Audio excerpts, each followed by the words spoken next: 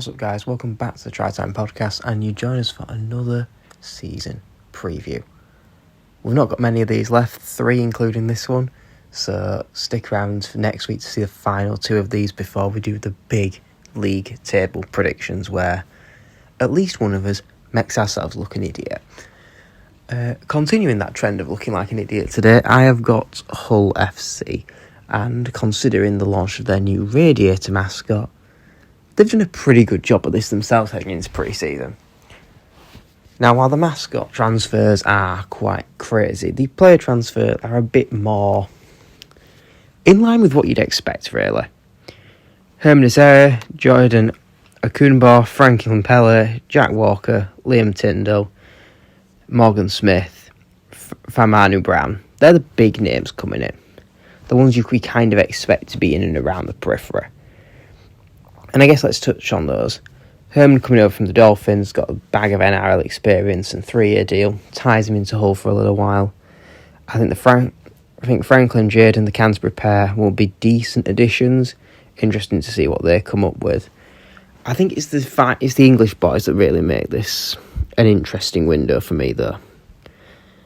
I look at Morgan Smith and I ask myself, is he an upgrade on Ben McNamara as the backup halfback? I'd say no. I look at Liam Tyndall. Is he an upgrade on Adam Swift even? Potentially yes. Based off what we saw at Leeds, probably not. And then Jack Walker. Is he an upgrade on, well, I guess the direct question, there's 2 here, isn't there? Is he an upgrade on Tex Hoy? Again,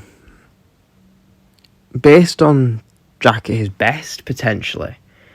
The problem is getting him fit enough to be at his best has been something that, this is the next club in a long line to try. We only need to look how his loan spell there went.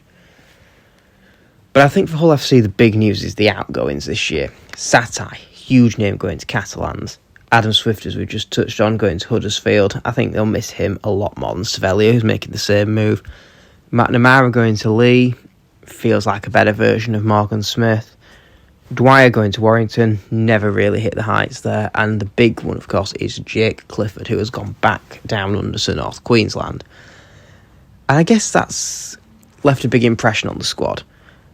And it's the squad, I think, overall, where Hull potentially look a little bit weaker this year. I think their core starting, seriously 30, maybe even so starting 17, to be honest, looks in a pretty good shape. It's the squad depth that worries me, particularly in those halves and at fullback. Now, it said a lot about Hull FC's season last year that they just didn't really string much in terms of consistency in the squad. They again had a very injury-hit campaign, and I fear that with those injuries, this is when Hull could struggle. For every player who's incredibly dependable and will do a fantastic job, there's others that you look at and think, actually, are they at the same level? They're going to start the season, of course, without Carlos Tumavave, and whilst I certainly don't feel like Hull are going to be disadvantaged, putting you'd imagine Cam Scott in that centre position, they lose Walker, for example. What do you do then?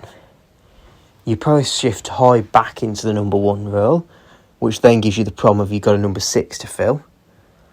Which, are you then looking into Morgan Smith to do that, the same way McNamara did last year?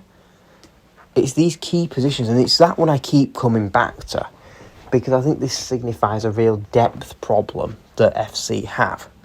It's a very Hull FC side. It's big, strong, overseas forwards. But what's compensating for that? I kind of think if Hull can keep the guys fit, they could really be in the playoff contention. Because I would say there's probably a split of about 7 breakaway teams that are competing for 6 spots. There's probably 2 to 3 in the middle, and then another 2 that I feel are kind of cast away at the bottom. On paper, with how I think the season will go, FC are in that middle 2 to 3. If they keep everyone fit, that squad is good enough to get into that upper 7 and push for those top 6 spots. But fitness and depth is the question. I'm not convinced personally that they will be lucky enough to get away with that. And I would probably put them in... Well, we'll see exactly where I'll put them in the preview next week for the league.